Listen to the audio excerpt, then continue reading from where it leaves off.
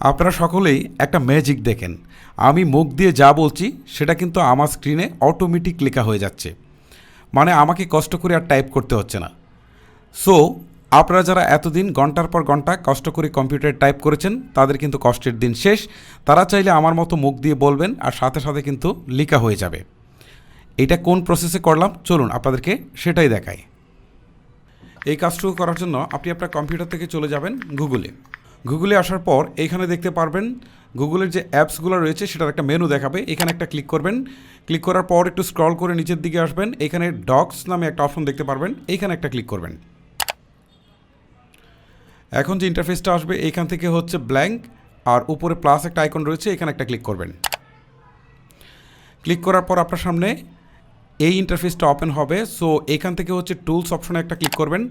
Tools থেকে হচ্ছে voice typing, ওকে, voice টাইপিংয়ে একটা ক্লিক করবেন। ক্লিক করার পর এই যে দেখেন এখন এখান থেকে রয়েছে হচ্ছে ইংলিশ ইউকে। সো আপনি যদি এই মাইক্রোফোন আইকনটাতে ক্লিক করেন তাহলে যা বলবেন ইংলিশে সব টাইপ হয়ে যাবে। ওকে, আমি একটু টাইপ করে আপনাদেরকে দেখাচ্ছি। মাইক্রোফোন আইকনটাতে ক্লিক করলাম। Hello, how are you? Okay, আপনারা বুঝতেই পারলেন যে এটা ইংলিশে হয়েছে, আমাদের বাংলায় দরকার। সো এইখানে আমি এটার উপরে ক্লিক করব। ক্লিক করার পর এখান থেকে একদম স্ক্রল করে নিচের দিকে চলে যাব, একদম নিচের দিকে। এখানে বাংলা, বাংলাদেশ এইসব এটা কিন্তু বাংলায় লেখা রয়েছে। সো এটা আমরা সিলেক্ট করব। সিলেক্ট করার পর এখন এখানে ক্লিক দেওয়ার পর যা বলবো সেটাই কিন্তু এখানে লেখা হয়ে যাবে। ওকে, আমি একটু আপনাদেরকে দেখাচ্ছি। এখানে একটা ক্লিক দেই। এখন আপনারা দেখতে পাচ্ছেন আমি মুখ দিয়ে যা বলছি সেটাই কিন্তু আমার কম্পিউটার স্ক্রিনে লেখা হয়ে যাচ্ছে। মানে আমাকে কষ্ট করে টাইপ করতে হচ্ছে না। সো এটা হচ্ছে মূলত প্রসেস। এইভাবে আপনারা যা কিছু বলবেন সেটাই কিন্তু টাইপ হয়ে যাবে। ওকে, এখন কিভাবে আপনারা এটা সেভ করবেন বা এটাকে স্টপ করবেন আমি আপনাদেরকে দেখাচ্ছি। আবার মাইক্রোফোন আইকনটার উপর ক্লিক করলে এটা কিন্তু বন্ধ হয়ে যাবে। সো এখন আমি আপনাদেরকে দেখাচ্ছি যে আসলে এইটা কিভাবে সেভ করবেন। সেভ করার জন্য ফাইল অপশনে যাবেন।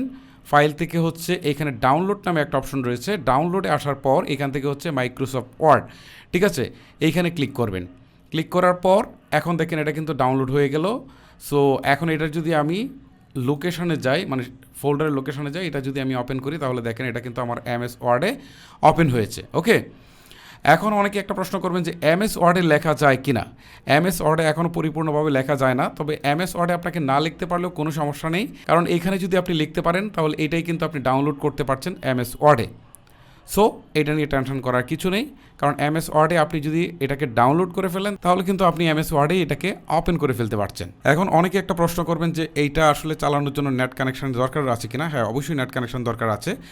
আর একটা বিষয় আপনাদেরকে বলে দেই যে আপনাকে অবশ্যই একটা মাইক্রোফোন ইউজ করতে হবে। মাইক্রোফোনটা একটু যত ভালো কোয়ালিটির নেবেন আপনার ভয়েসটা তত ভালো করে নিতে পারবে। মূলত এইটাই হচ্ছে আমার আজকের ভিডিও। যদি আপনার কাছে ভিডিওটি ভালো লেগে থাকে তাহলে অবশ্যই একটি লাইক করবেন। আর এই প্রয়োজনীয় ভিডিওটা আশা করব আপনি আপনার ফেসবুকের টাইমলাইনে শেয়ার করে দিবেন। এতে হয়তো বা অনেকেরই অনেক বেশি উপকার হবে।